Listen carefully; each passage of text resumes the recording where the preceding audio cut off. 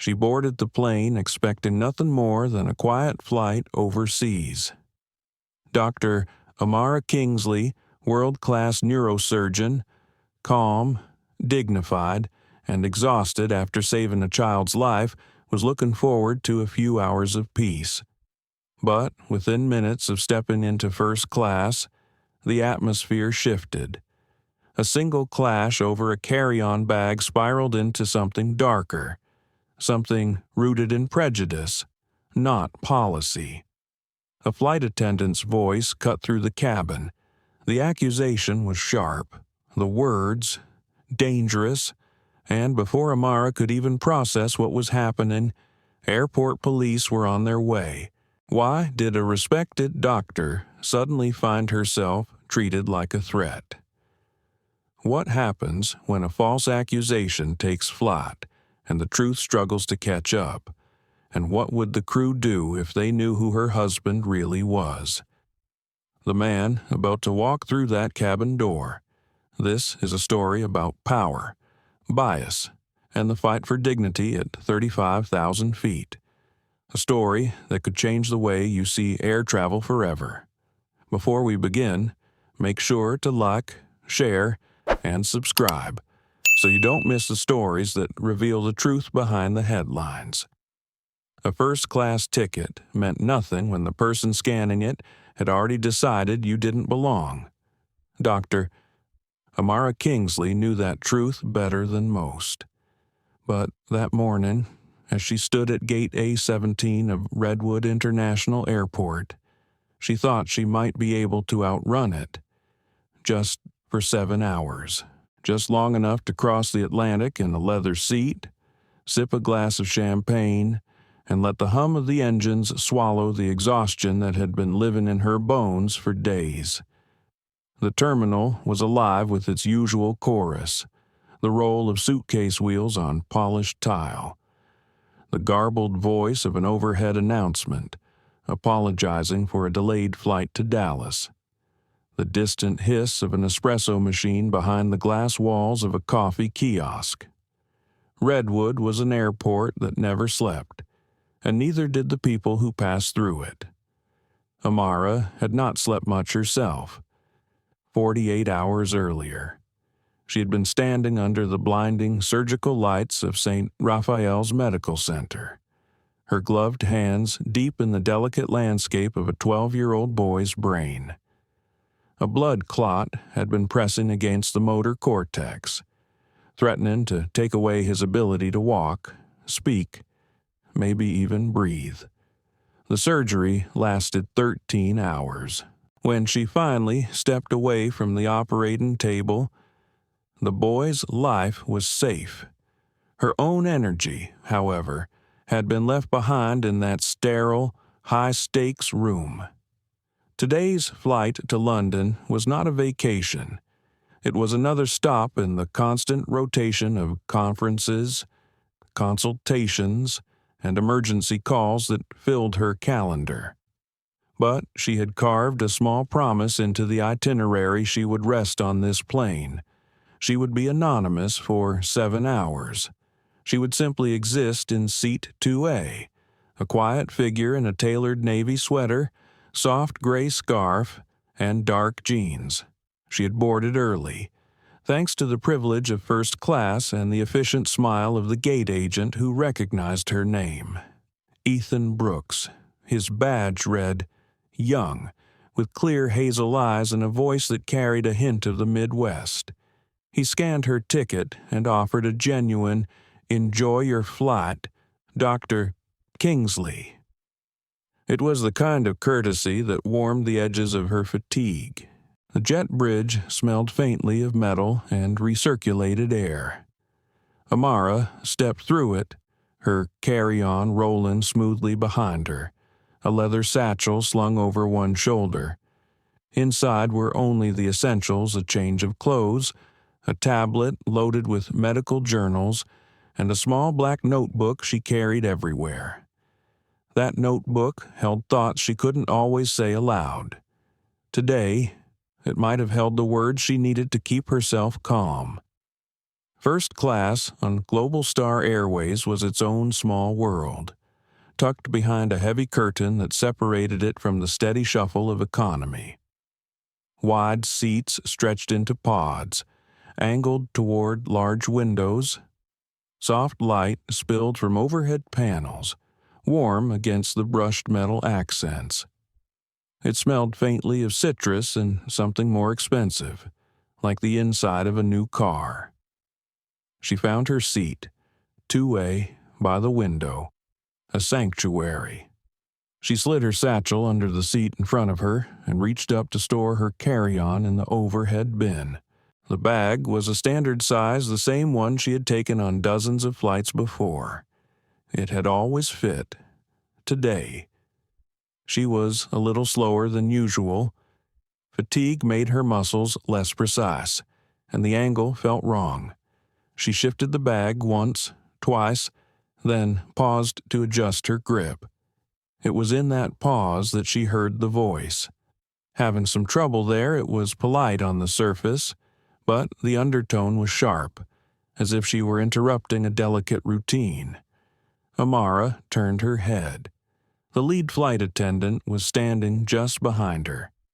Sharon Keating.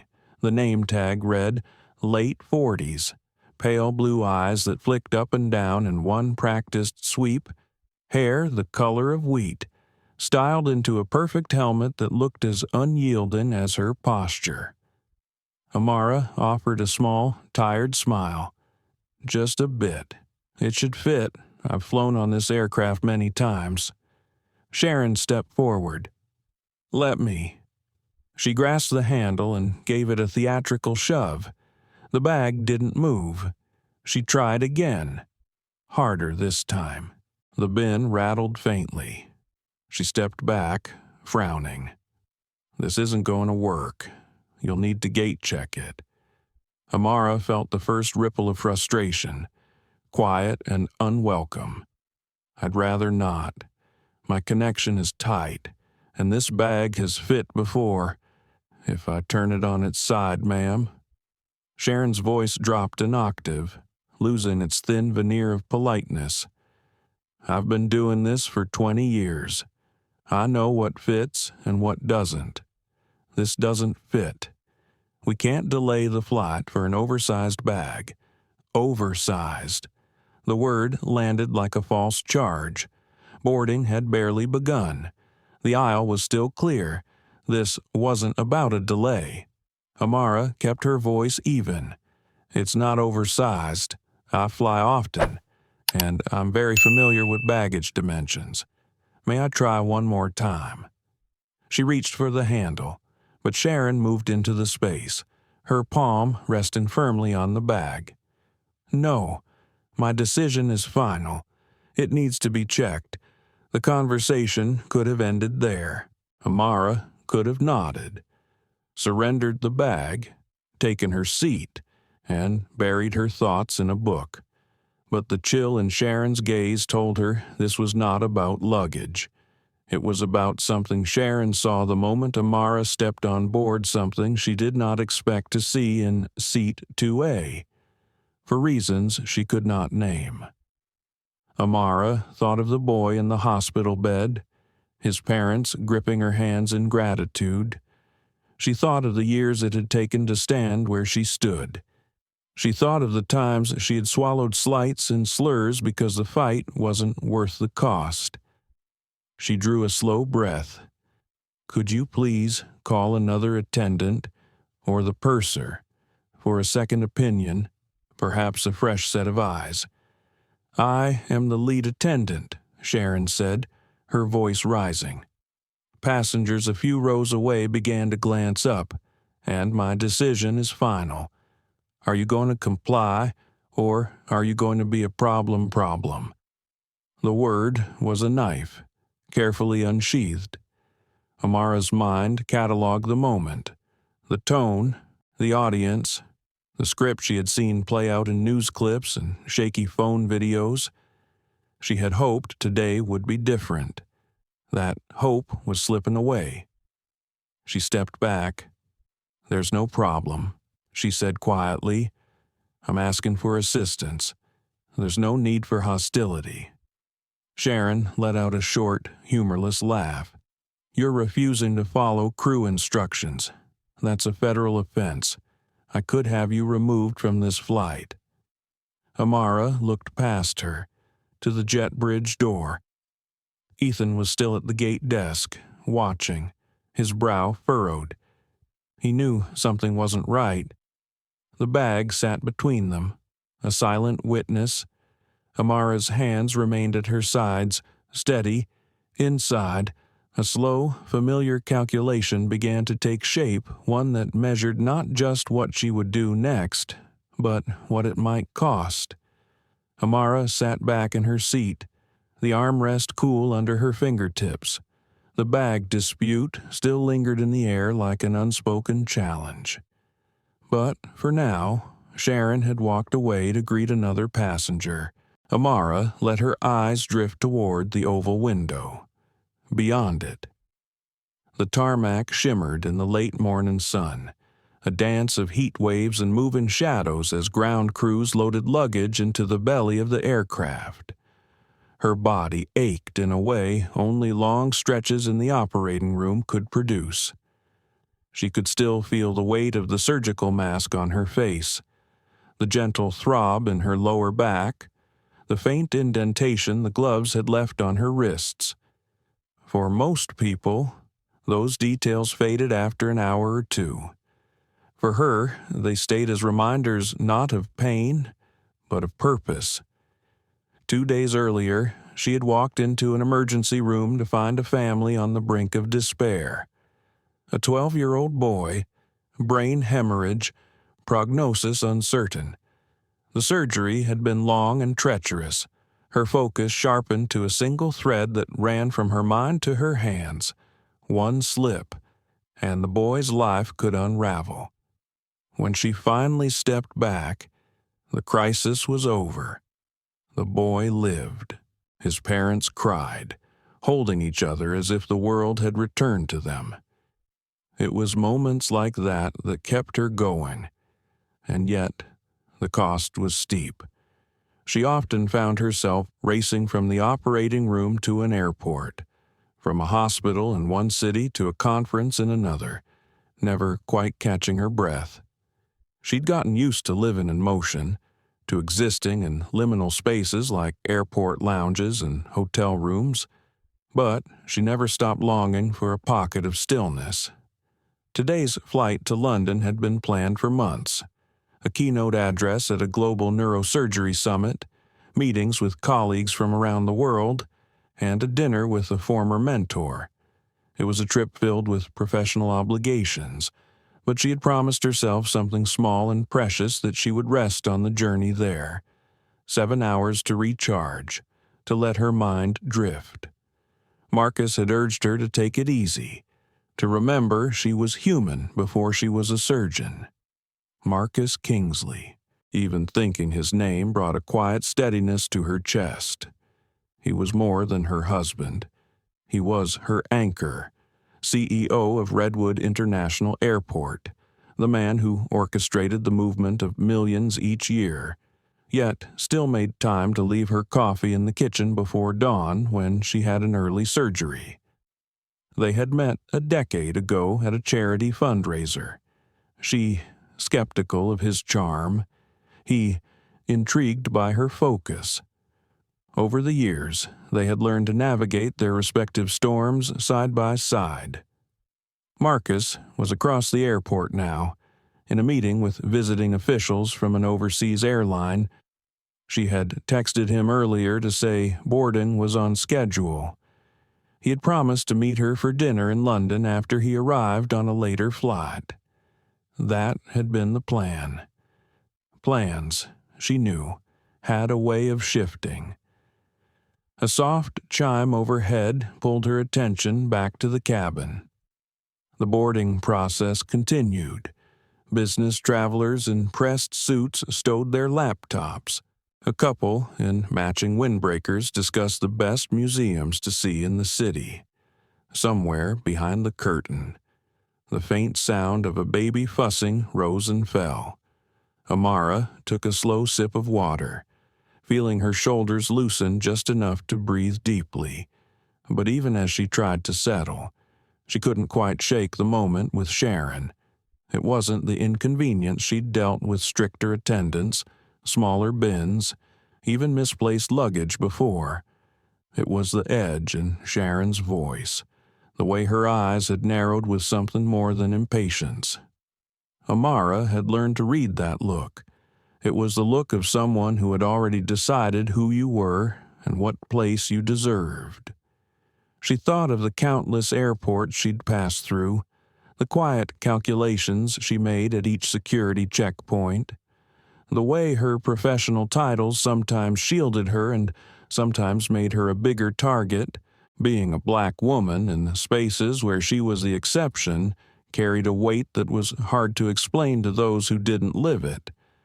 It was a weight that could turn even the smallest interaction into a battle for dignity. She reminded herself of her own rules for survival in such moments. Stay calm, stay clear, choose your words like you're choosing instruments in the operating room precisely, deliberately, without wasted motion. She had no interest in turning this into a confrontation. She only wanted to be left alone to rest. Sharon passed by again, her heels clicking softly against the carpeted aisle. Her smile to another passenger was warm, almost indulgent. Amara noticed the contrast, the ease with which Sharon's tone shifted when speaking to others. She forced herself to look away, unwilling to feed the small ember of irritation. Instead, she reached for her phone, scrolling through the conference schedule she'd saved, names of speakers, session titles, a note to herself to prepare slides for the final panel. A voice from the row behind her caught her attention. Two men were discussing a recent sports game, their conversation casual, unhurried. It reminded her of Marcus's voice when he talked with his friends, low, even laced with quiet humor. She wondered what he would think if he had witnessed her exchange with Sharon. She suspected she knew. Marcus didn't respond well to people mistreating those he cared about, especially when the reasons were unspoken but unmistakable. She decided she wouldn't bother him. Not yet. He had important matters to handle, and she was capable of managing a small disruption. Or, at least, she told herself it was small. As the final passengers boarded, the cabin filled with the scent of coffee and the faint tang of jet fuel. Overhead, bins clicked shut. The hum of conversation dimmed. For a moment, Amara let herself imagine that the rest of the flight would pass without incident, that the earlier tension would dissolve into the background noise of travel. She closed her eyes briefly, feeling the plane's gentle sway as the luggage shifted in the compartments above. Somewhere deep down, a small voice whispered that this wasn't over, but she pushed it aside, choosing instead to focus on the promise she'd made herself: 7 hours of quiet, a glass of champagne, and nothing else. Outside, the ground crew signaled to each other, preparing for pushback. Inside, the curtain to first class swayed slightly as someone moved through. The air felt still for a heartbeat, as if the plane itself was holding its breath. The last of the passengers trickled into first class. Amara kept her gaze on the window, watching a baggage truck trundle past below. The engine's steady hum blended with the muffled conversations around her, creating a cocoon of sound that almost lulled her into believing the earlier moment with Sharon had been nothing more than a brief misunderstanding. Almost. She was adjusting the scarf around her neck when a shadow crossed her peripheral vision. Sharon was back. This time, her smile was faint and taut, the kind of expression that said the face was for show while the eyes told the truth. "I'll take that for you," Sharon said, reaching for the handle of Amara's carry-on without waiting for a reply. Amara turned slightly in her seat. "It's fine. I have it under control." Sharon's fingers tightened on the handle anyway. "We're making room for other passengers' bags. This will need to be checked." The calm in Amara's voice was deliberate.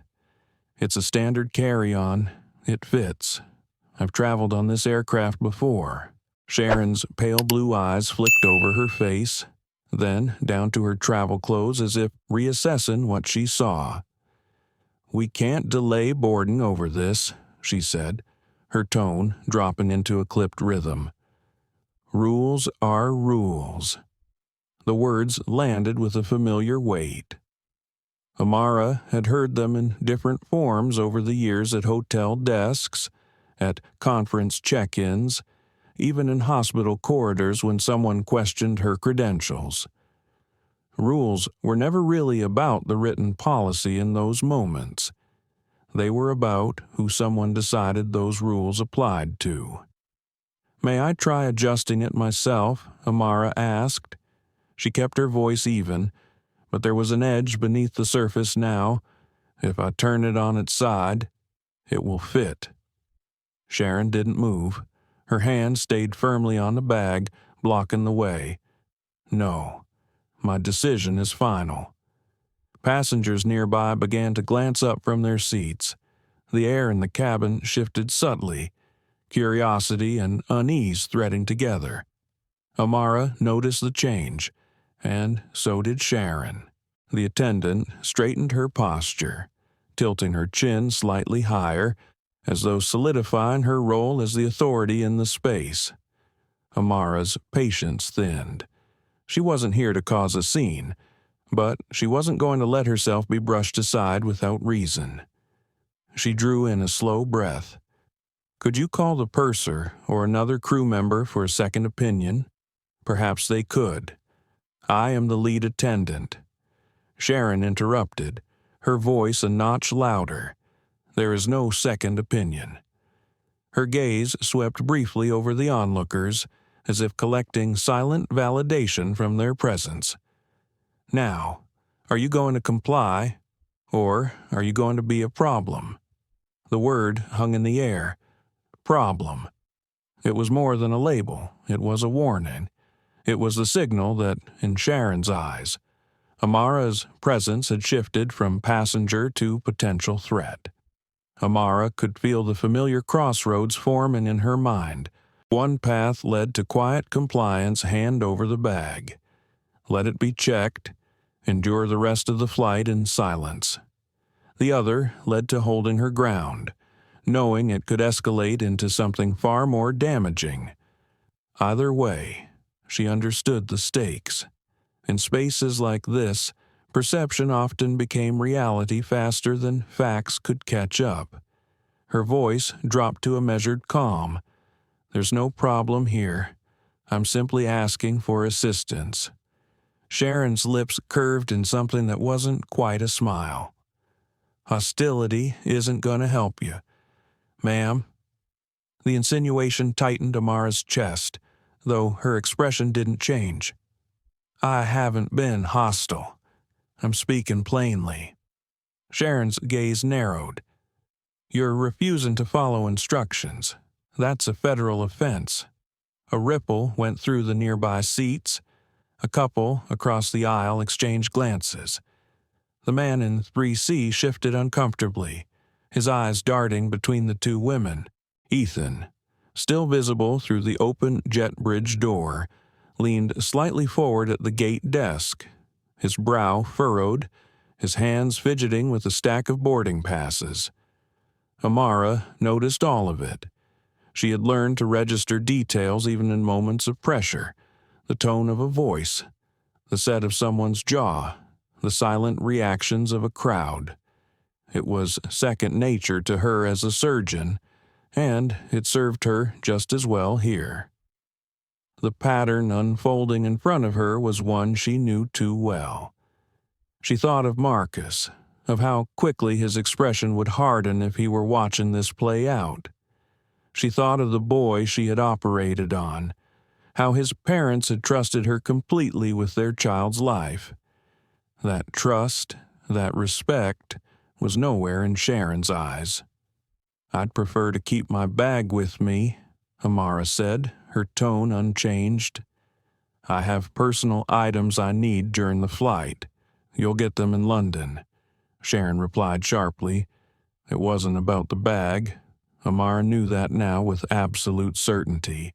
This was about presence, about belonging, about who was allowed to settle into a seat like 2A without being reminded they were being tolerated, not welcomed. Her fingers rested lightly on the armrest as she considered her next move. Compliance might make the moment disappear, but it wouldn't change the truth of what had just happened. Resistance might expose the unfairness. But at what cost? Sharon's voice broke the silence. "Last chance, ma'am." Amara met her gaze. "I've done nothing wrong." Sharon blinked once, slowly, then leaned back slightly. "Very well," she said, almost under her breath, before stepping away.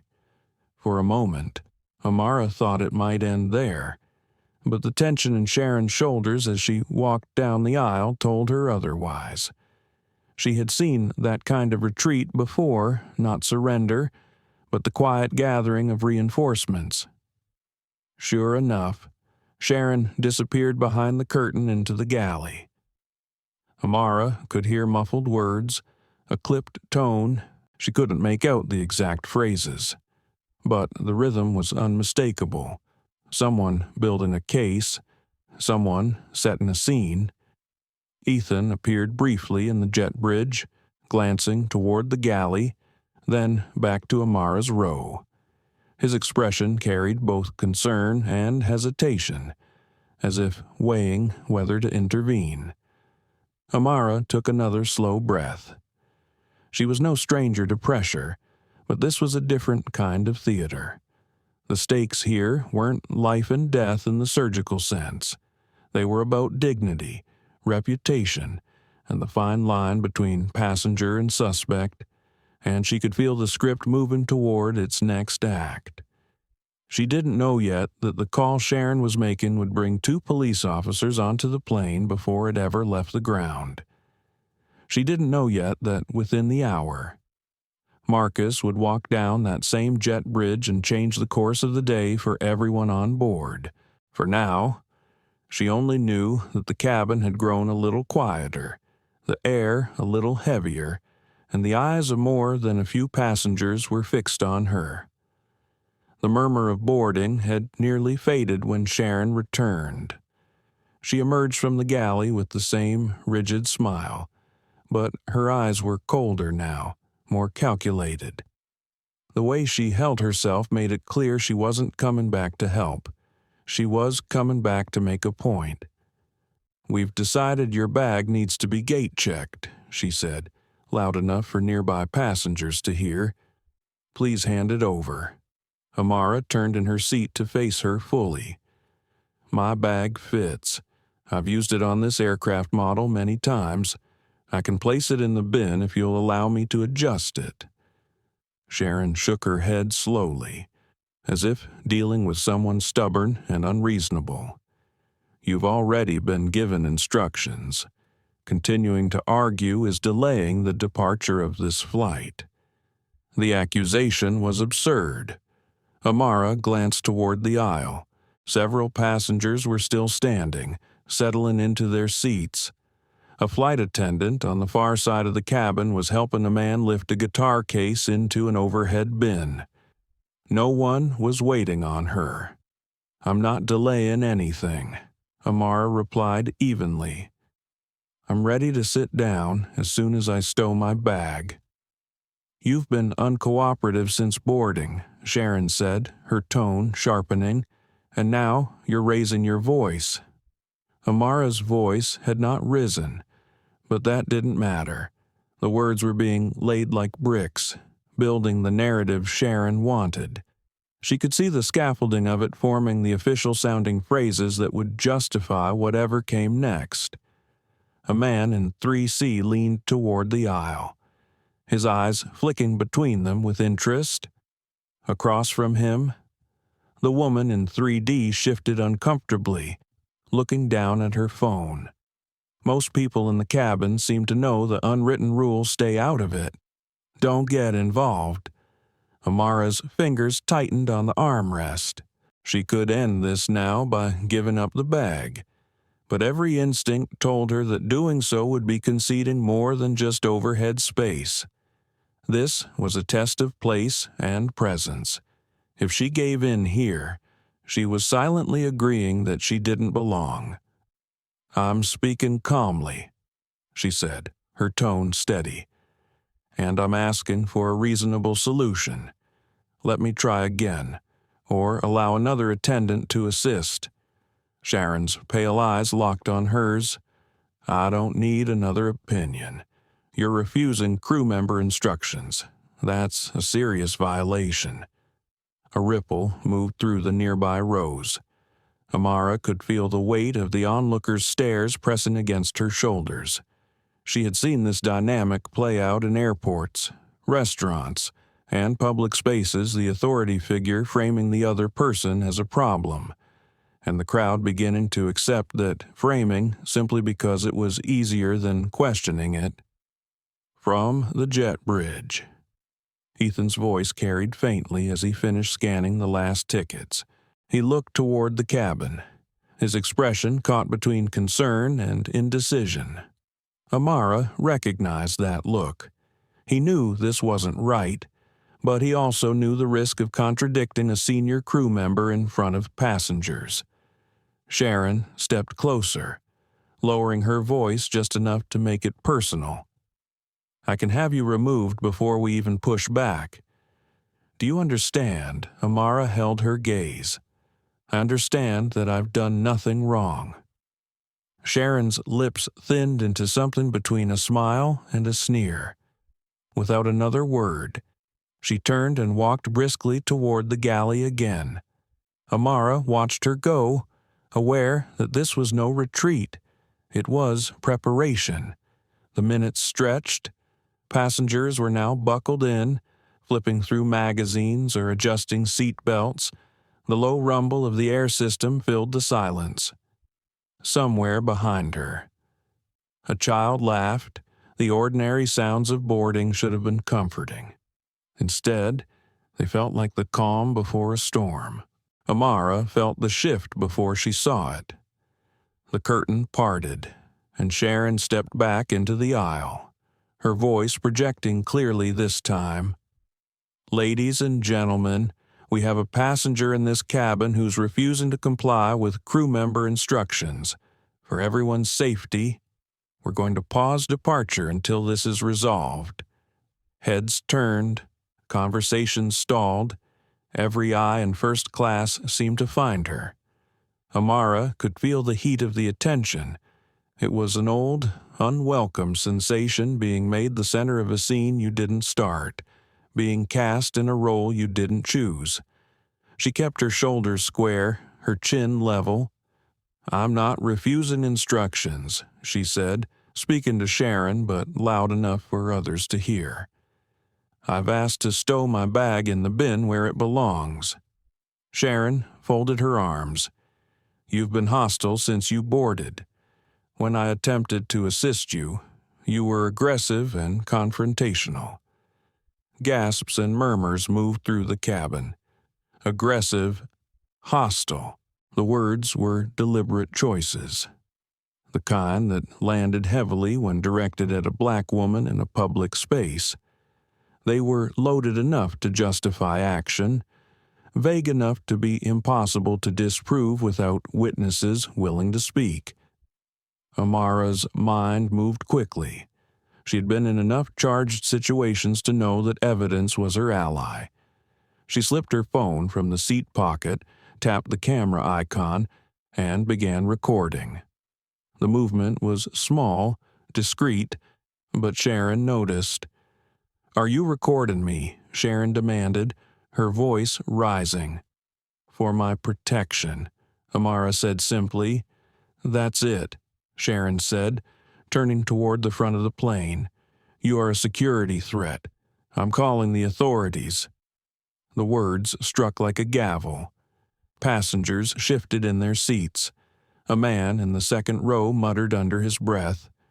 Sharon disappeared again, her footsteps brisk on the carpet. Amara's pulse quickened. She forced her breathing into an even rhythm. She thought of Marcus, of the calm he carried even in conflict. She imagined his voice in her ear. "Stay steady, stay sharp." A few moments later, the jet bridge door opened. Two uniformed officers stepped in, one older, broad-shouldered, with a square jaw set in a firm line, the other younger, leaner, his eyes scanning the cabin with a flicker of curiosity. Officer Hardy and Officer Vega. They spoke briefly with Sharon at the front. She gestured toward Amara's seat. Her voice, pitched just high enough to carry, she refused instructions, became aggressive, and shoved me. The last phrase sent a jolt through Amara. Shoved. A physical act she hadn't committed. A fabrication now spoken as if it were fact. It was the kind of lie that, once heard, was hard to unhear. Hardy's eyes locked on her. He began walking down the aisle. Vega just behind. The cabin was silent now except for the soft thud of their footsteps. Amara set her phone on her lap, the camera still rolling. Her heart beat a steady, deliberate rhythm. She had been here before in different forms, standing at the edge of someone else's story they were trying to write over her own. This time, she would keep her place on the page. Hardy stopped 2 steps from her row, his stance wide, one hand resting near the radio on his shoulder. Vega hovered slightly behind him, watching her with a careful, measured gaze. The older officer didn't bother to introduce himself before speaking. "Ma'am, we've received a report that you assaulted a member of the flight crew. Is that correct?" The phrasing made it clear it wasn't really a question. Amara lifted her eyes to meet his. "No, that report is false. There was a disagreement about my carry-on, and the attendant escalated it into a confrontation. I never touched her." From the front of the cabin, Sharon scoffed audibly. "She shoved me. Right here."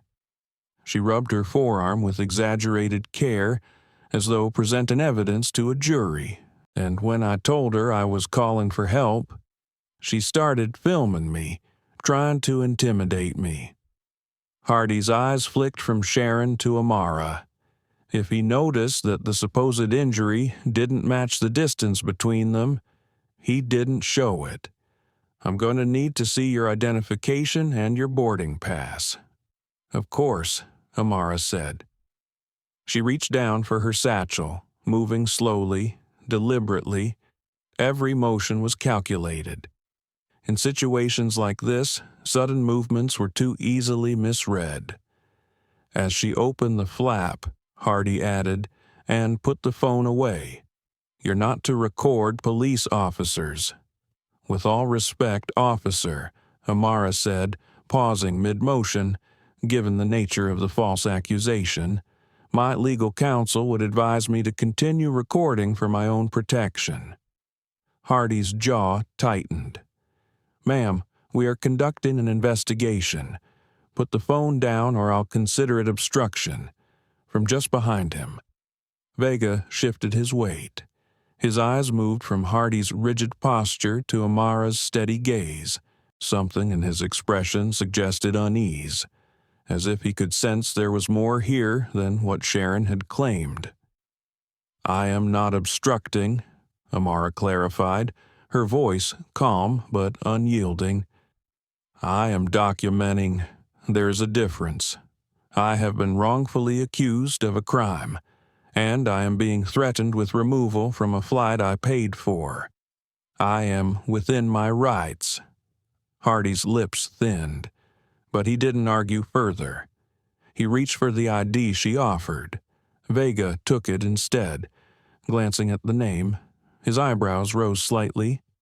"Dr. Amara Kingsley," he said aloud. Hardy barely reacted. "Listen, doctor or not, here's how this is going to go. You can either leave the flight voluntarily, and we sort this out with the airline, or we detain you for assaulting a flight crew member. Your choice. But this plane isn't going anywhere with you on it."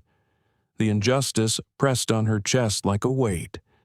She thought of the boy in the hospital bed, of the long hours spent saving his future. 2 days ago, her hands had been trusted with a life. Now, she was being treated like a criminal over a suitcase. No, not over a suitcase. Over the fact that in Sharon's eyes, she didn't fit the image of a first-class passenger. "I will not be leaving voluntarily," she said, her voice steady. "If you detain me, you will be doing so without just cause, and I assure you this will not end well for anyone who perpetuates this lie." Hardy let out a humorless laugh. "Oh, your husband's on his way. Is that it? He gonna come sort us all out?" The sarcasm was deliberate, dismissive. Sharon, standing behind him, smiled thinly, almost triumphant. She could feel the tide of authority on her side. Hardy's presence was her reinforcement, her guarantee. Passengers remained silent, but the tension in the cabin was thick. A man in 2C leaned back in his seat to get a better view. Someone in the back of first class was quietly recording on their phone. Amara caught the movement in her peripheral vision and felt a flicker of gratitude. If nothing else, the truth might find its way out. Hardy took a step closer. Last chance. "Ma'am, walk away, or we take you away." The air shifted. It wasn't a sound at first, but a sensation, a sudden change in the room's energy. Conversations in the terminal beyond the jet bridge died away. Passengers who'd been watching leaned back instinctively. The hum of the air conditioning seemed louder in the silence. Then came the sound of footsteps, firm, deliberate, each one carrying the kind of authority that didn't need to be announced. The crowd in the terminal parted almost naturally, leaving a clear path to the jet bridge entrance. Vega turned his head first, curiosity in his eyes. Hardy glanced over his shoulder with mild annoyance that quickly drained into something paler. Sharon kept her gaze on Amara, too focused on her own sense of victory to notice. Marcus Kingsley stepped into view flanked by 2 senior airport officials in tailored suits. He wore charcoal gray, the jacket cut perfectly to his tall frame, his tie an understated navy silk. He wasn't a man who raised his voice to command attention. He didn't need to. The space seemed to realign itself around him. He walked past the gate desk without slowing, his gaze locking on Amara. She felt the tension in her body release just a fraction as he came to her side. "Amara," he said softly, his voice meant for her alone. "Are you all right?" "What happened?" She kept her answer simple. "I'm fine now. The lead attendant fabricated a story that I assaulted her and called the police. Only then did Marcus turn his attention to the others." The temperature in his voice dropped to something glacial. "Officer Hardy," he said evenly, "you're standing on property managed by my authority. My wife texts me that she's being harassed, and I find you threatening her with detention without having established a single fact. Explain to me which part of your protocol involves believing an unverified accusation without even listening to the other party." Hardy opened his mouth, but no words came. His shoulders stiffened. The realization of who Marcus was had settled in. Sharon blinked, finally registering the change in atmosphere. She looked between Hardy, Vega, and the man in the suit. Her smirk faltered as the pieces clicked into place.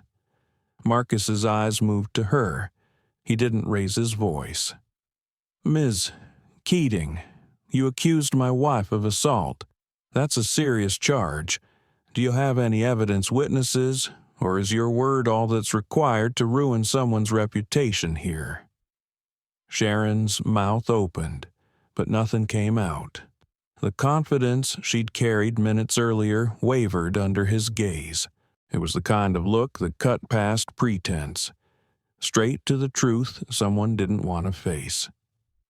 Marcus turned slightly, catching sight of Ethan at the gate desk.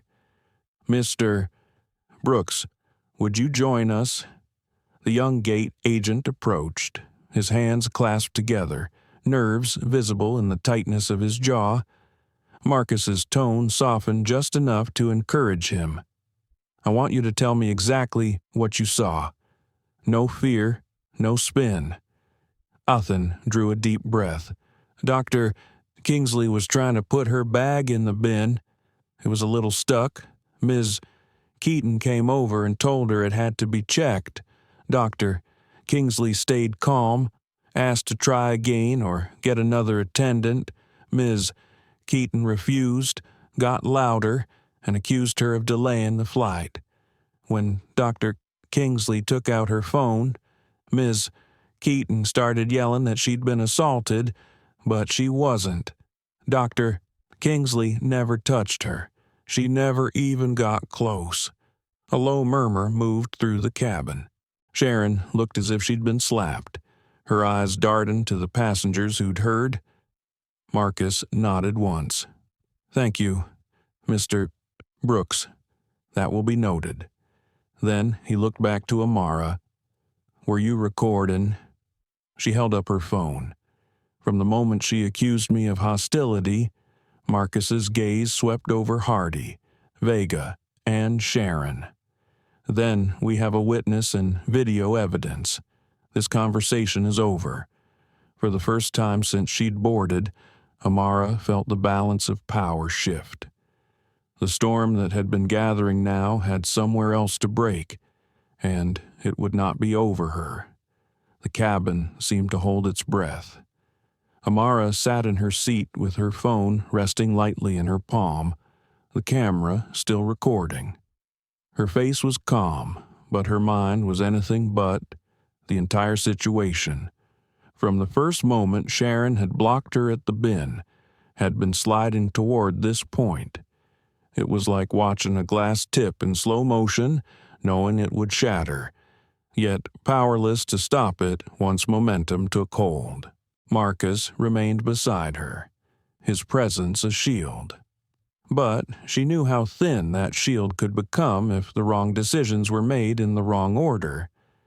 She had seen it happen to people she knew. A quiet incident twisted into a spectacle. A claim repeated enough times to sound like truth. An accusation sticking harder than the evidence to disprove it. She had been in high-pressure moments before. The operating room demanded calm and chaos.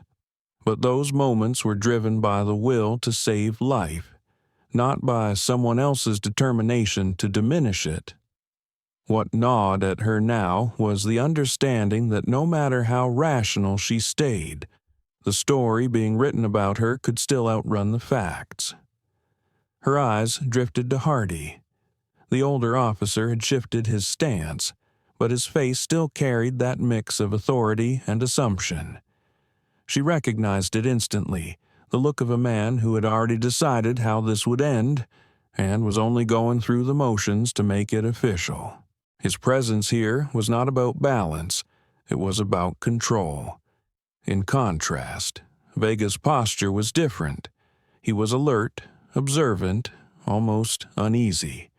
His gaze moved between her and Sharon, between Marcus and Ethan, as if tracking threads in a story that didn't quite line up.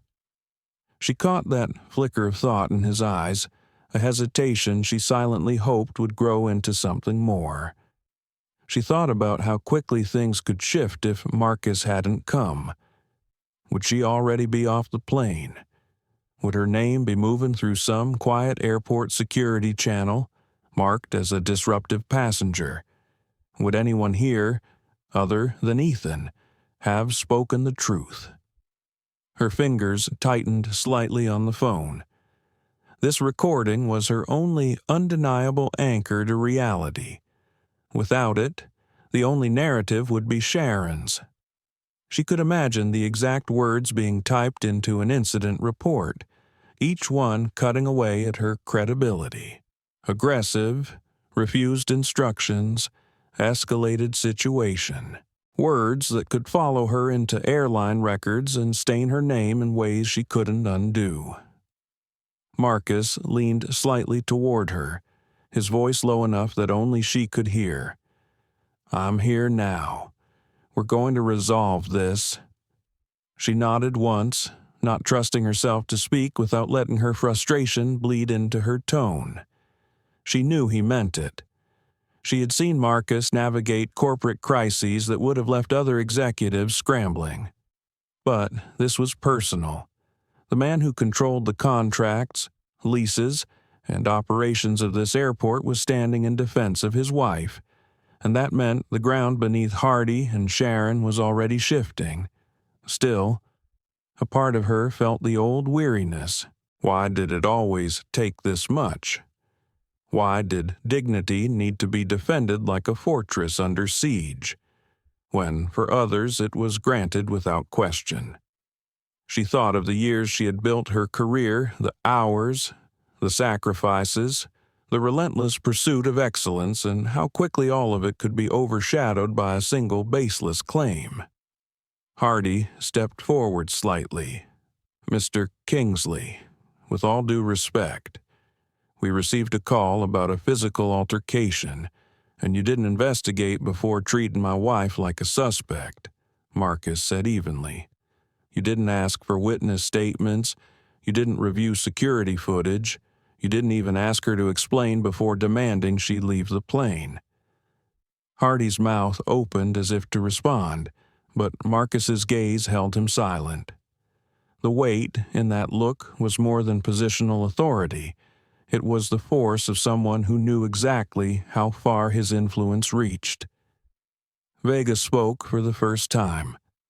"Sir, I haven't seen anything that indicates Dr. Kingsley was aggressive. She's been calm since we arrived. The admission was small, but it cut through the tension like a clean incision." Hardy glanced at his partner, something unspoken passing between them. Vega didn't look away. Sharon's voice broke the moment. "She shoved me. Are you calling me a liar?" Officer Vega's eyes narrowed slightly. "I'm saying I haven't seen any evidence to support your claim." A subtle murmur moved through the cabin. The tide, which had been pulled firmly in Sharon's direction minutes ago, was beginning to shift. Amara could feel it, though she stayed perfectly still. Marcus straightened. "Here's what's going to happen. You're going to take Ms. Keating's statement, you're going to take Ethan Brooks' statement, and you're going to secure a copy of my wife's recording. You're also going to document that my wife was seated and calm when you approached, and that she complied fully with your requests." Hardy hesitated, clearly uncomfortable with being directed in his own jurisdiction. But he also knew that this was not a typical passenger and not a typical situation. The man standing in front of him had the power to make sure every misstep here would be reviewed at the highest levels. Amara's pulse steadied slightly. She wasn't out of danger, not yet, but the balance was shifting. She looked at Marcus and saw the controlled fury in his eyes, the same calm ferocity she'd seen when he was on the phone negotiating with a stubborn airline executive or cutting through a bureaucratic blockade. His power wasn't in shouting. It was in stripping away the room someone thought they had to maneuver. Inside, she wrestled with conflicting emotions. Relief that he was here, frustration that she had needed him here, a deep, simmering anger that Sharon could weaponize a lie so casually. Knowing the reflex of authority would likely land on her side, she thought again of the boy she had operated on. How fragile life could be. How easily the wrong movement could end everything. This felt different, but the fragility was the same. One false step, one wrong word, and the damage could be permanent. Her grip on the phone tightened. She would not hand that over without ensuring she had a copy. She would not allow her voice to be erased from the record. "Marcus," she said quietly, "make sure Ethan's statement is documented before anything else happens." He gave the faintest nod. "It will be in the galley." Another attendant peeked through the curtain, curiosity in her eyes. Sharon noticed and turned away slightly, as if to shield her expression. But it was too late. The look on her face, tight, defensive, and just a shade uncertain, was visible long enough to register with more than a few passengers. Amara drew in a slow breath. Whatever happened next, she knew this, she had not bent. She had not been reduced to silence, and that, in itself, was a kind of victory. Marcus shifted his stance. "Officer Hardy, Officer Vega, let's step off the plane for a moment. We're going to resolve this properly." The officers exchanged a glance. Vega gave a single nod. Hardy exhaled slowly, as though calculating the cost of digging in any deeper. Amara watched them go, her phone still in her hand, the recording still running. For the first time since the confrontation began, she allowed herself to believe that the truth might win out here. But she also knew the battle wasn't over until the entire script Sharon had tried to write was torn apart in full view of everyone who had been made to watch. Marcus didn't raise his voice. He didn't need to. His presence was a quiet command, the kind that drew attention without demanding it. As he moved deeper into the cabin, passengers straightened in their seats. Some tilted their phones discreetly, recording. Others just stared, recognizing that something had shifted in the air. He placed a hand lightly on Amara's shoulder before looking toward the front of the plane. "Ms. Keating," he said, his tone even but carrying the weight of authority, "would you step forward?" "Please." Sharon froze halfway down the aisle, her hands clasped tightly in front of her. The passengers' eyes were on her now, and she didn't like it. "Sir, I'm in the middle of—" "You are in the middle of a false accusation," Marcus interrupted, still calm, still precise, "and we're going to address it immediately." Her eyes darted to Hardy, searching for support. The officer shifted uncomfortably. Vega kept his gaze on Marcus, clearly aware of who he was dealing with. A few rows back, Ethan Brooks stood near the bulkhead, almost visibly relieved. Marcus turned to Hardy. "You've taken the accuser's statement. Now you'll take the witness's statement, and you'll review the recording my wife has been running since the moment this began." Hardy's jaw tightened, but he didn't argue. He knew when a line of authority was beyond his reach. "Fine," he said, the word reluctant. "Let's hear it." "Ethan," Marcus said, nodding to the gate agent, "you can speak freely here." Ethan stepped forward, glancing briefly at Amara before focusing on Hardy and Vega. Dr. Kingsley boarded early. She tried to put her bag in the bin. It was snug, but it would have fit. Ms. Keaton came over, told her to check it, and when Dr. Kingsley asked to try again or get help, Ms. Keaton refused. She wasn't aggressive. She didn't raise her voice. Then, when Dr. Kingsley took out her phone. Ms. Keating started yelling that she'd been assaulted. She wasn't. I was right at the gate and saw the whole thing. Sharon's face flushed. That's not how Marcus's gaze cut to her, and the rest of her sentence died in her throat. You've been given an opportunity to back up your claim with facts. Ms. Keating, he said, you've offered none. The younger officer spoke then, his voice quiet but clear. Sir, from what I've observed since boarding, Dr. Kingsley has been calm. I've seen nothing to indicate a threat. Hardy glanced at Vega, clearly unhappy, but the damage was done. The balance had shifted in plain view. Passengers weren't whispering anymore. They were watching openly, waiting to see what Marcus would do next. He turned to Hardy. Here's what's going to happen. You're going to document that a false accusation was made. You're going to include the witness's statement and my wife's recording. And you're going to note the absence of any physical evidence or credible testimony supporting Ms. Keating's claim. Hardy swallowed, the stubborn line of his jaw softening. Understood. Marcus's voice remained calm, but there was no mistaking the steel in it. Ms. Keating's security credentials for this airport are revoked as of now. Officer Vega, you'll escort her off the aircraft once she collects her belongings. She'll be turned over to her airline management, not paraded through here like a spectacle. I want her gone before this plane leaves the gate.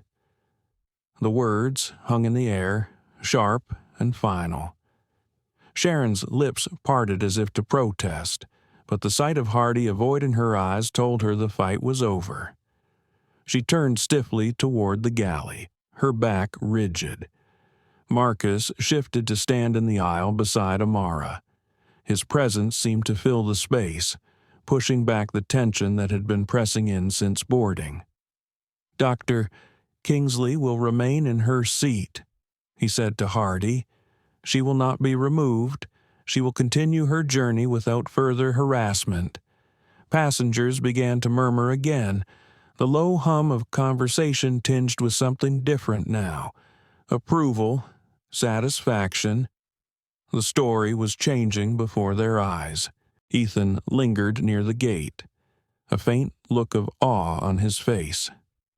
Marcus caught his eye and gave a small nod acknowledgement. And thanks. Ethan straightened his shoulders, as though reassured that speaking the truth had been the right choice. Hardy stepped back, his voice quieter now. We'll get statements and be on our way. Vega gave Amara a brief nod, the kind that said he'd seen enough to know which side the truth was on.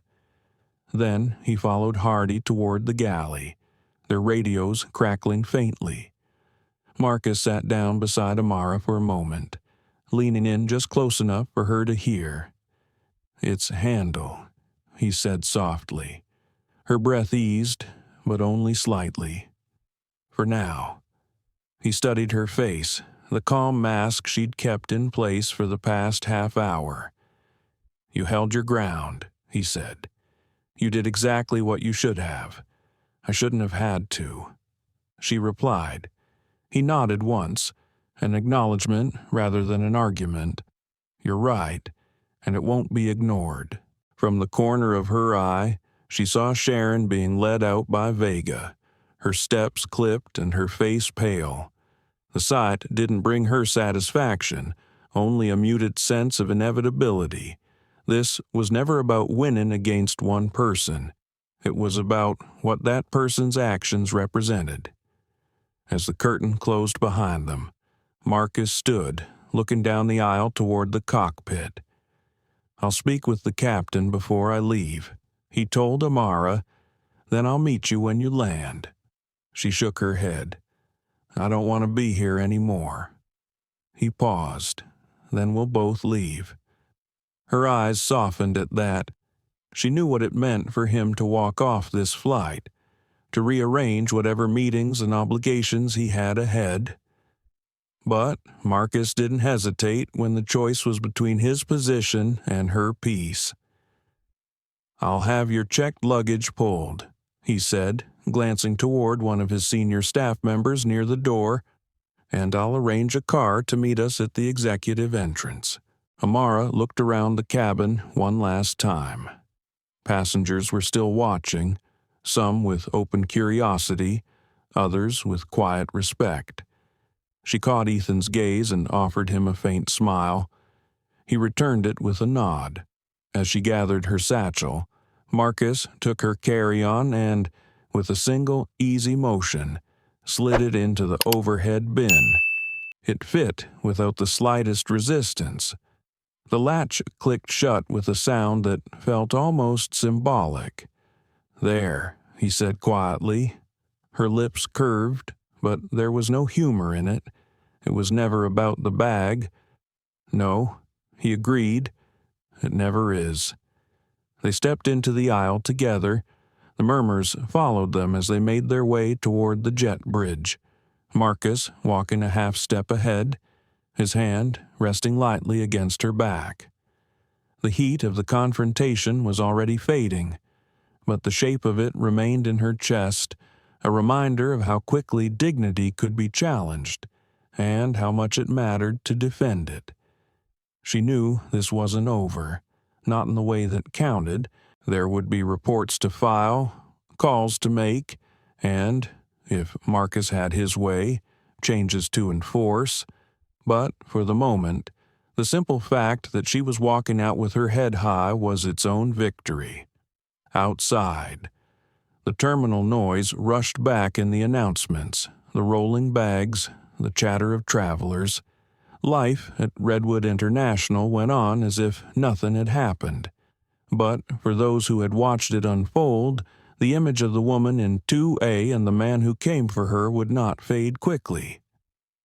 Marcus didn't waste time once they stepped back into the terminal. The two senior airport officials who had accompanied him were already speaking in low, urgent tones into their earpieces. Passengers who had deplaned early lingered at nearby gates, clearly curious about the unfolding drama. Amara walked beside her husband, her pace steady, her expression unreadable. They stopped near a private conference room just past the security checkpoint. Marcus gestured for Amara to step inside.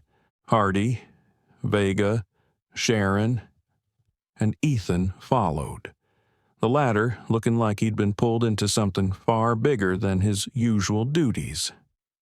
A member of airport security closed the door behind them. Marcus took a seat at the head of the long table. "Let's begin," he said, folding his hands. His voice was quiet, but it filled the room. "This is a formal review of the incident that occurred on board Flight 732 during boarding. All statements will be recorded and added to the incident file. You will tell the truth, or you will answer for the consequences." Hardy shifted in his chair but said nothing. Sharon kept her eyes fixed on a point on the wall. Vega sat upright, hands folded neatly, ready to speak if asked. "Ethan," Marcus began, "you will go first. You will repeat exactly what you told Officer Hardy at the gate, in as much detail as possible." Ethan cleared his throat. "Dr. Kingsley was trying to put her bag in the overhead bin. It was snug but could fit. Ms.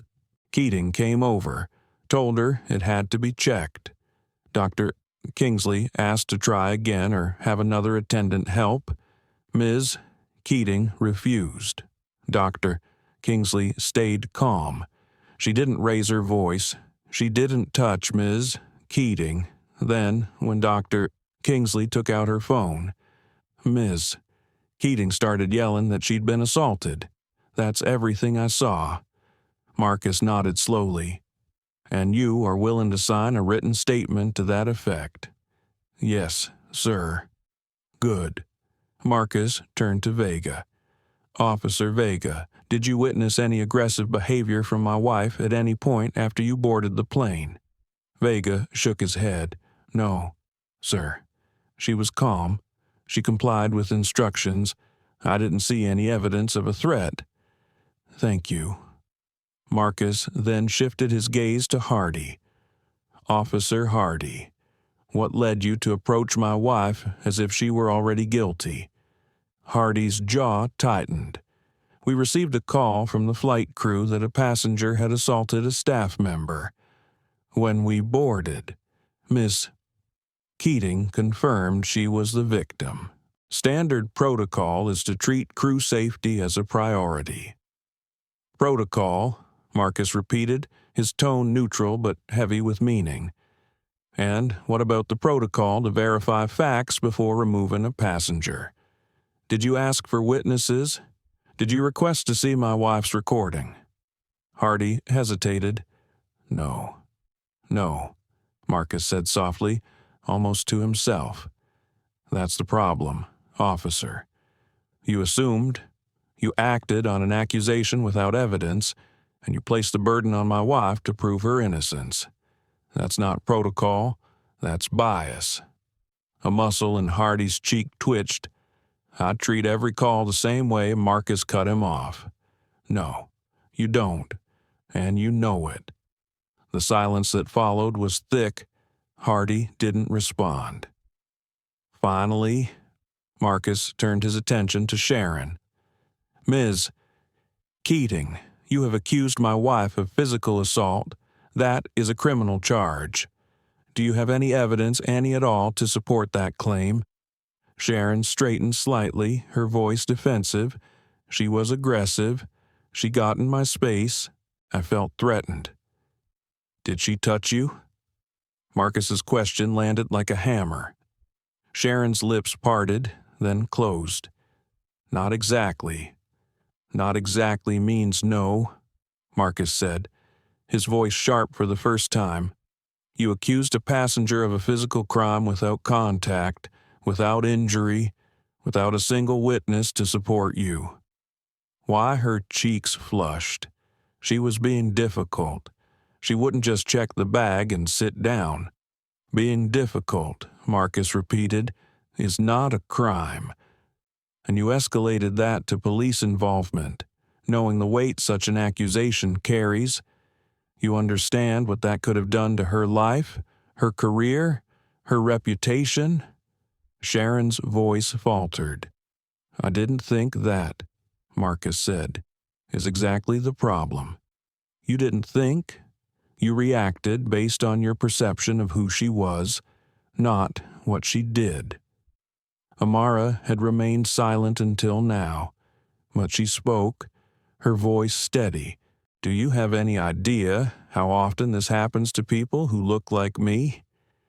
How many times we're assumed to be in the wrong before we've said a word? I have worked too hard, for too many years, to have my dignity stripped because someone decided I didn't belong where I was sitting. Sharon looked down at the table. Marcus leaned back slightly. Here's what's going to happen. Ms. Keating, you will be suspended from duty pending a full investigation. Your access to Redwood International property is revoked as of this moment. Officer Hardy, I will be filing a formal complaint with your department and the Airport Police Oversight Board. Officer Vega, thank you for your professionalism. Vega gave a small nod, though his eyes flicked toward Hardy with something like regret. Marcus continued. Ethan, your statement will go into the official record. You acted with integrity today, and that will be noted in your file. Ethan's shoulders relaxed, just slightly. Sharon's voice rose, brittle. You can't just. Marcus's gaze cut to her, and she fell silent. You've done enough damage. Ms. Keating, my wife and I will not be boarding that flight. The airline will be receiving a call within the hour from my office. This is not over. The meeting dissolved after that. Hardy and Vega left first. Hardy avoiding eye contact. Sharon was escorted out by airport security, her steps quick and stiff. Ethan lingered long enough to thank Amara quietly before returning to his post. When the room was empty, except for the two of them, Marcus turned to his wife. "You all right?" Amara nodded slowly. "Yes. I hate that this is what it takes for the truth to matter." He reached across the table and took her hand. "Then we make sure it doesn't get buried. We'll handle it." Her lips curved faintly. "You always say that, and I always mean it." They walked out together into the bright terminal, the noise of travel rushing back around them somewhere beyond the gates. Flight 732 would take off without them. That was fine. There were more important battles to win than the one against the clock. For Amara, the victory wasn't in the removal of Sharon or the reprimand of Hardy. It was in knowing she hadn't been silenced. She had stood her ground, and this time people had seen it. This time, the lie had unraveled in real time. By the time Marcus and Amara reached the private executive exit, the incident was already spilling beyond the walls of Redwood International Airport. Amara hadn't posted anything, and Marcus certainly hadn't. But several passengers had been recording from the moment the confrontation started, and those videos were finding their way onto social media faster than anyone could contain them. A young woman in a green hoodie stood off to the side of the curb, phone pressed to her ear while she uploaded clips to her feed. She wasn't subtle. "Yeah, that's the airport CEO," she said into her mic, glancing at Marcus with wide eyes. "And that's his wife." The flight attendant totally made it up. "No, it's all on camera." Amara kept walking, the strap of her satchel resting in her palm, but she could feel the heat of dozens of eyes on them. They were no longer just travelers, they were a story, and stories travel faster than any plane. Inside the black sedan, waiting for them, Marcus closed the door and immediately pulled out his phone. "Mitchell," he said when his chief of operations answered, "get communications ready. We're going to control the narrative before the airline tries to spin it." He listened for a moment, then nodded. "No, not just a press release. We'll need the full sequence passenger footage, audio from Amara's recording, timestamps. Get legal to review it before we move." Amara rested her head briefly against the seat, feeling the tension in her shoulders refuse to loosen. "Do we really have to make this public?" "Yes," Marcus said without hesitation, "because if we don't, they will, and theirs won't be the truth." She turned her head to study him. "I know. I just hate being part of a headline." "You're not the headline," he replied. "The system that made this possible is..." The sedan pulled away from the curb, gliding into the late afternoon traffic. Outside, the city looked almost calm, the skyline glowing in soft gold, but inside, Marcus was already orchestrating the next moves. By the time they reached their home, the first edited clips were going viral. Hashtags had formed around the incident, some supportive, some predictably hostile. The sympathetic ones were growing faster, fueled by the clarity of Ethan's testimony and the visible composure Amara had maintained through the confrontation. Marcus's communications director, Leela Cheng, was already waiting in their living room. She had 2 laptops open, a phone in one hand, and a controlled urgency in her voice. "We've verified 8 separate passenger videos," she reported. 3 of them have audio clear enough to catch Ms. Keating's exact words. Ethan Brooks is already trending his statement about the false accusation is getting shared alongside the footage. Marcus took the chair opposite her. And the airline, they've issued a generic statement about reviewing an onboard incident. No admission, no specifics. Lila glanced at Amara. They're stalling, hoping it blows over. Amara sank into the couch. It never blows over for the person accused. Not when the accusation fits a stereotype people already believe. Lila's eyes softened. Exactly. That's why we push back hard now. If we wait, they'll paint you as disruptive. And by the time the truth comes out, it'll be buried on page 10. Marcus nodded. We lead with facts, passenger footage, Ethan's statement, the audio from Amara's phone. No commentary, just the sequence as it happened. And when people ask for context, Lila asked. Then, Marcus said, we talk about the bigger picture, not just Amara. Every passenger who's been humiliated, detained, or removed because someone in authority acted on bias instead of evidence. Amara looked between them. That's going to make this bigger than we can control. That's the point. Marcus said, we're not just fighting for you, we're setting a precedent. They need to know there's a cost. Within hours, a carefully edited compilation was online. It began with Amara quietly placing her bag in the bin, Sharon stepping in to stop her, and the initial verbal exchange. The footage moved to Sharon's loud accusation, then cut to Ethan's clear, unwavering statement, followed by Officer Vega confirming there was no aggressive behavior. The sequence ended with Marcus ordering Sharon's removal. The impact was immediate. Comments poured in, many from people recounting their own experiences of being targeted in airports and on flights. Others praised Amara's composure, contrasting it with Sharon's rising hostility. But the backlash was there too predictable, familiar. A few accounts insisted the video didn't show what happened before. Others accused Marcus of throwing his weight around because of his position. Marcus didn't flinch when Lila showed him the numbers.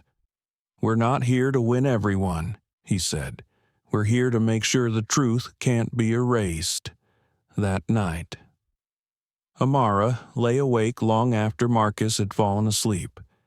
She thought about the passengers on that flight, the ones who had stayed silent, the ones who had filmed, the ones who had spoken. She thought about Sharon's face when she realized the lie wouldn't hold, and she thought about how easily it all could have gone the other way. She imagined a version of the day where Marcus hadn't been there, where Ethan had stayed quiet, where Vega hadn't spoken up. She could see herself being led off the plane, her protests unheard, her name quietly flagged in airline records. That possibility chilled her more than the confrontation itself. In the morning, Marcus's phone was already buzzing before sunrise. National outlets had picked up the story. Passenger interviews were airing. One network had even found footage of Sharon on a previous flight, in a tense exchange with another passenger. The airline's PR team issued a second statement this time, naming Amara and acknowledging that preliminary findings indicate the passenger did not engage in physical aggression. It was a carefully worded admission, but an admission nonetheless. They're trying to get ahead of the investigation, Lila said when she called, but it's too late. Public opinion has already swung. Amara poured herself a cup of coffee, the scent filling the kitchen. And what about the people who still believe the lie there will always be some? Lila said, but you've got more people seeing the truth in real time than most get in a lifetime. Amara took a slow sip, letting the warmth anchor her. She wasn't sure if she felt victorious or just exhausted, but she knew this she wouldn't step back now, not when the light was on the cracks in the system. Marcus joined her at the table, his laptop open to a spreadsheet of names. These, he said, Are the other incidents we've pulled from passenger complaints over the past 3 years, similar patterns, same airline, same outcomes? Amara scanned the list, and you're going after all of them. He nodded. If they thought they could make this about one misunderstanding, they're wrong. We're making it about the system that allows it. She set her cup down. Then let's make sure they can't look away.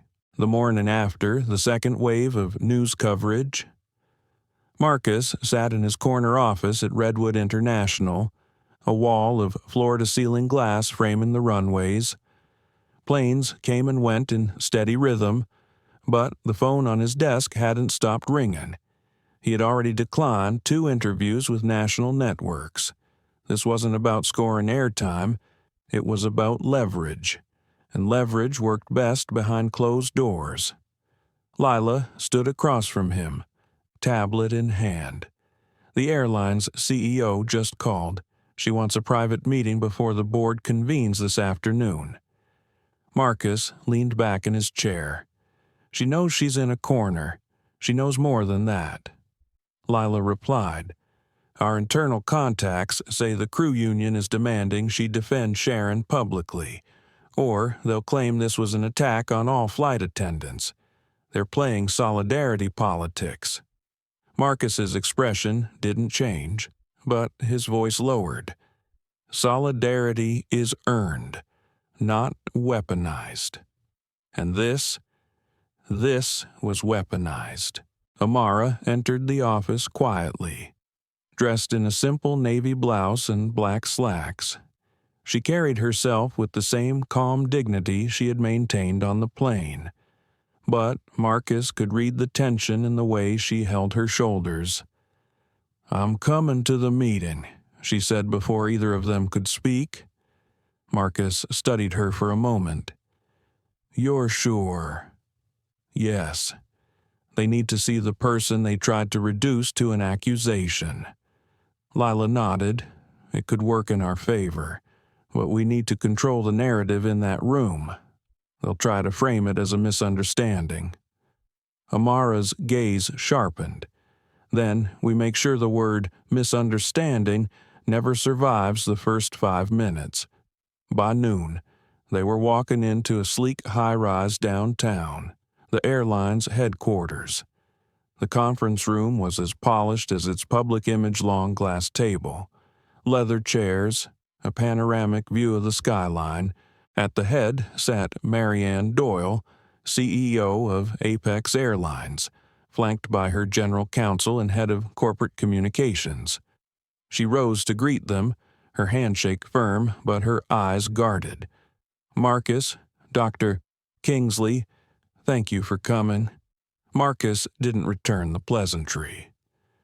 We're here because your employee weaponized a false accusation against my wife in front of passengers, crew, and law enforcement, and because your management's first response was to protect itself, not the truth. Marianne's counsel shifted uncomfortably. We're in the middle of an investigation, Amara's voice cut in, calm but unyielding. I was there. I lived it. I don't need an investigation to know what happened. Marianne folded her hands. Dr. Kingsley, I want to personally apologize for your experience. What Ms. Keating did. What she did, Amara interrupted, was accuse a black woman of assault because she didn't like where I put my bag, and she counted on the fact that people would believe her without question. That is not a service issue. That is a bias issue, and until you admit that, you're not addressing the problem. Silence filled the room for a beat. Marianne's communications chief cleared her throat. We're prepared to offer a formal apology and a confidential settlement. No, Marcus said, this isn't about a check, it's about accountability. Marianne leaned back. Then, what exactly are you asking for? Marcus slid a folder across the table. Inside was a concise list, 3 pages, typed, bullet-pointed. 1. Immediate termination of Sharon Keating. 2. Mandatory bias and de-escalation training for all Apex Airlines flight crew and gate staff, developed with input from independent experts. 3A. Public acknowledgement that the incident with Dr. Kingsley was the result of a false accusation and that she was treated unfairly. 4A. Formal review process for passenger complaints involving allegations of aggression, ensuring witness statements and video evidence are considered before removal or arrest. Mary Ann skimmed the list. You're asking us to overhaul our crew training program and change established security protocols. I'm telling you, Marcus replied, that if you don't, this story doesn't go away. Not this week, not next month. I'll make sure of it. Her counsel bristled. That sounds like a threat. It's a promise, Marcus said evenly. Amara leaned forward, her voice soft but cutting. Do you know what it's like to sit there, surrounded by strangers, with someone insisting you're dangerous knowing that your word means less than theirs because of how you look? That's what your airline allowed to happen. If you think you can fix that with a settlement and a press release, you haven't been paying attention. Mary Ann's gaze moved between them. She wasn't a fool. She knew the optics, the power dynamics, the fact that Marcus could weaponize his position as an airport CEO in ways that would cripple their operations. Finally, she exhaled. We'll take the list under consideration. I can't make commitments until the board reviews it. Then I suggest you move quickly, Marcus said, standing, because the longer you wait, the more leverage you lose. They left without shaking hands. Back at Redwood, Marcus convened his senior staff. This isn't just about Apex. This is about every airline that operates here.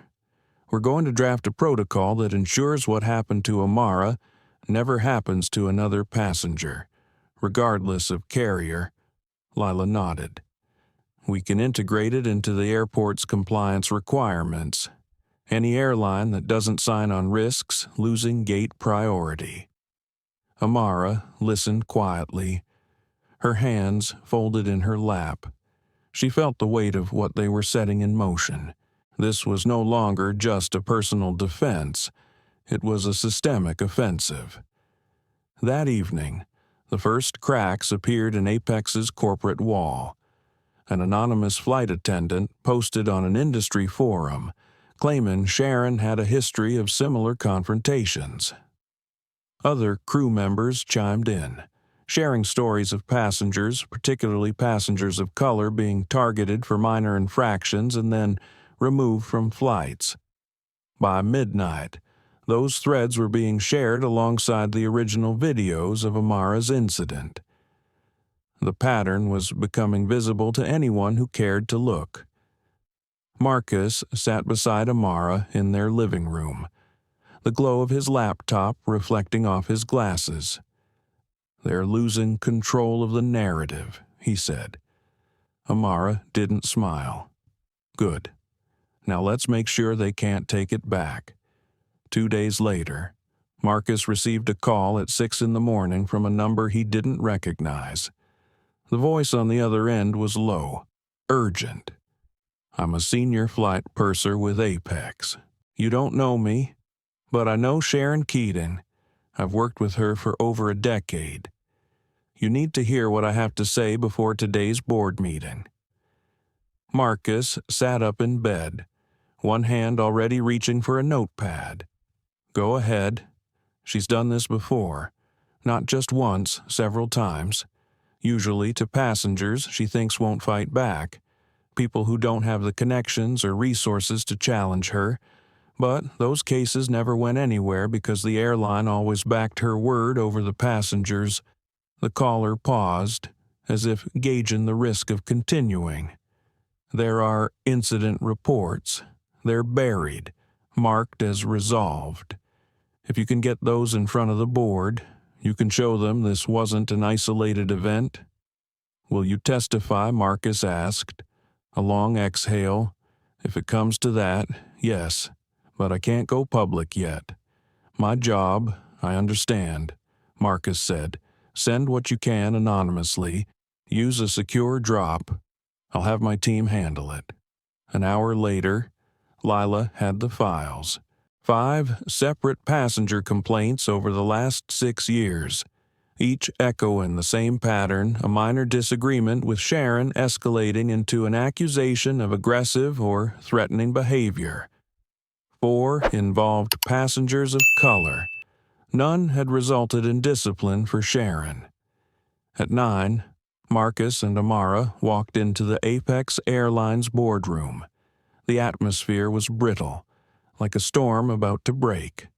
Marianne Doyle sat at the head, her face composed but her eyes giving away the pressure she was under. Around the table, board members shuffled papers, whispered to one another, or tapped nervously at phones. The general counsel opened the meeting with a recap of the incident. He spoke as if it were a single, isolated event, framed in careful legal language. Marcus let him finish before he placed a slim folder in the center of the table. "These," he said, "are 5 separate documented cases of Sharon Keating making nearly identical accusations against other passengers. 4 of those passengers were people of color. In each case, the passenger was removed, detained, or humiliated in front of others. In each case, there was no physical evidence, and in each case, Apex took Sharon's word over the passengers." The room went silent. One board member, a man with silver hair and a pinched expression, reached for the folder and flipped through it. "Where did you get these from someone who's tired of watching your airline protect a liability?" Marcus said evenly. Marianne's jaw tightened. "These reports are internal property. Possession of them outside authorized channels don't," Marcus said, his voice cutting across hers. "Don't try to make this about the reports instead of the reality they describe. You've known, or should have known, that Sharon was a pattern, not a mistake, and you let it continue." One of the older women on the board leaned forward. "Marianne, is this true?" Marianne didn't answer right away. Her silence was enough. Amara spoke then, her voice steady but carrying weight. "I don't care what happens to me in the press, but every person in those reports deserved better than what they got, and every one of you has the power to make sure it never happens again." Another board member, younger and clearly uneasy, said, "If we take disciplinary action now, the union will fight us. They'll claim we're setting a precedent for firing attendants based on passenger complaints. They should be fired," Amara said. "If their pattern is harming passengers, if they're weaponizing accusations, they shouldn't be in the air. That's not service. That's abuse of authority." The argument that followed was messy and loud. Some board members argued for appeasing the union, others for protecting the brand image at all costs. Marcus didn't raise his voice once, but every time the conversation drifted toward minimizing the incident, he brought it back to the documented pattern. Finally, one of the finance officers, who had been quiet until now, spoke.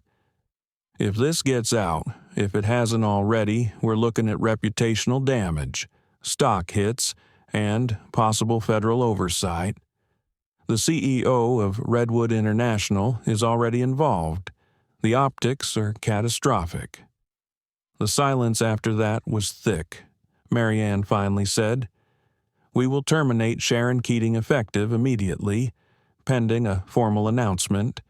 We will also review crew training protocols." Marcus didn't move. "Not review. Implement. You have my proposal. You have 2 weeks to accept it in full, or Redwood International will impose it as a condition of your continued gate access. Several board members exchanged sharp looks. Marianne exhaled through her nose, clearly weighing the cost of fighting him. Fine. 2 weeks. The meeting adjourned with no handshakes.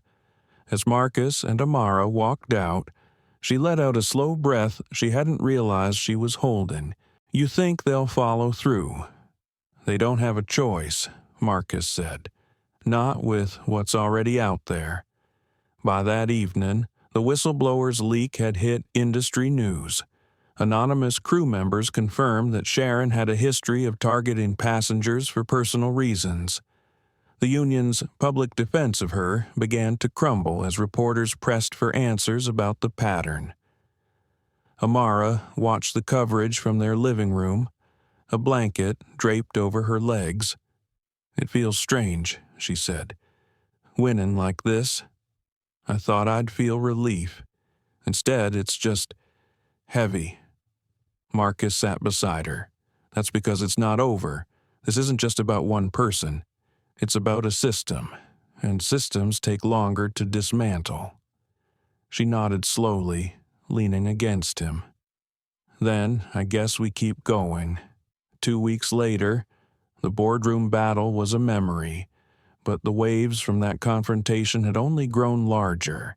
Apex Airlines issued a press release that began with a line no one had expected to see. We acknowledge that Dr. Amara Kingsley was wrongfully accused and wrongfully treated while traveling aboard Apex Flight 227. The words landed like a stone in still water, sending ripples across the entire industry. Sharon Keating's termination was confirmed that same morning. No sugarcoating, no mutual separation language. The statement cited a pattern of conduct inconsistent with Apex Airlines' values and passenger care obligations. It was as close to an admission of systemic failure as corporate PR ever got. Amara read the release over breakfast. She set the paper down and looked at Marcus across the table. You got what you wanted? No, Marcus said, sipping his coffee. We got what we needed. What I wanted would be never having to do this at all. The real change came in the days that followed. Redwood International announced its new Passenger Integrity Protocol, a policy requiring every airline operating at the airport to adopt bias training designed by an independent civil rights team, implement an evidence-first review for passenger removals, and establish a direct hotline for witnesses to report misconduct without retaliation. Other airports took notice. Within a month, 3 major hubs announced they were adopting the same requirements. Airline executives grumbled in private, but in public they lined up to endorse the forward-thinking passenger protections. For Amara, the victory felt complicated. She was glad to see structural changes, but she couldn't forget the faces of the people in those 5 buried reports. She thought of each of them strangers she would likely never meet, and wondered how different their lives might have been if someone had stood up for them in the moment. She also thought about the silence on that plane. Dozens of passengers, some recording, some just watching, and so few willing to speak until Marcus arrived. The truth was uncomfortable justice in her case had come not because the system worked, but because she was married to a man who could force the system to pay attention. One evening, about a month after the reforms rolled out, Amara was walking through Redwood International with Marcus. A woman approached them near the security checkpoint, holding the hand of a young boy. Dr. Kingsley, the woman asked softly, I wanted to say thank you. I saw what happened to you on the news. Something like that happened to my brother last year. He didn't have anyone to fight for him. It ruined his job, his travel record, everything. What you did, it matters. The boy peeked out from behind his mother's leg. "You're the lady from the video," he said shyly. Amara crouched down to his level. "I'm someone who had help when I needed it, and now I'm trying to make sure other people get help too." When they walked away, Marcus glanced at her. "That's the real reason you kept going, isn't it?" She smiled faintly. "It's one of them. The media eventually moved on to other stories, but the industry didn't forget. Every time a passenger was removed from a flight at Redwood, the incident was reviewed within hours. Patterns were flagged, witness statements gathered, and footage preserved. The quiet assumption that a crew member's word outweighed all other evidence began to crumble. A year later, Amara was invited to speak at the National Transportation Safety Board's annual conference. Her talk wasn't fiery. She didn't call for heads to roll. Instead, she spoke about dignity, the need for accountability that protects both passengers and crew, and the danger of letting bias, conscious or not, become policy by default. She ended with a line that lingered in the auditorium. "The sky belongs to all of us. So should the truth." Afterward, she stepped down from the stage to polite applause. Marcus was waiting in the wings, hands in his pockets, pride in his eyes. "You just rewrote the culture for an entire industry," he said. She shook her head. "No, we just reminded them that it needs rewriting." That night, sitting on their porch, Amara let herself finally feel the weight lift. The fear from that day on the plane was still there, buried deep, but it no longer owned her. She had taken it apart, piece by piece, and turned it into something stronger. In the end, the fight hadn't been about proving she wasn't what Sharon claimed she was. It had been about proving that no one should have to carry that burden alone. And, as the planes passed high overhead, blinking against the night sky, she knew the work wasn't finished, but it had begun. What began as a quiet journey became a battle that shook an entire airline and changed its rules forever. Dr. Amara Kingsley's calm strength exposed not just one act of discrimination, but a pattern buried for years. It proved that silence protects the wrong people, and that standing your ground can rewrite the rules for everyone. The reforms born from this flight didn't just protect her. They now protect every passenger who steps onto a plane at Redwood International and beyond. But the truth remains without power. Her story could have ended like so many others in humiliation, not justice. That's why we tell these stories, to remember that dignity is not negotiable, that bias, whether whispered or shouted, must be confronted, and that every seat in the sky belongs to all of us. If this story moved you, like, share, and subscribe to keep these conversations alive, because the next time injustice takes flight, you'll want to be here when we bring it back down to earth.